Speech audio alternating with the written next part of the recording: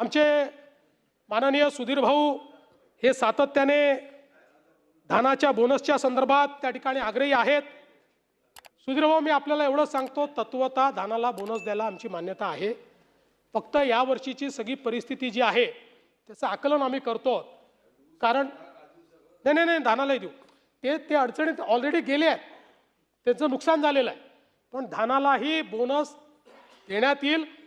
त्याचा जो क्वांटम आहे आणि जी पद्धती आहे या संदर्भात लवकरच आम्ही निर्णय घेऊन पण धानाला बोनस देण्याचा निर्णय हा राज्य सरकारने निश्चितपणे या ठिकाणी घेतलेला आहे। अवेळी पाऊस, गारपीट, वेगाचा वारा पासून नुकसान घटकांसाठी आंब्याला 15 मे पर्यंत विमा संरक्षण कालावधी आहे। त्यामुळे या घटकापासून नुकसान झाल्यास या नुकसान भरपाईत वाढ अपेक्षित आहे। आंब्यासाठी एकूण विमा संरक्षित रक्कम 2,27,000 प्रति हेक्टर आहे।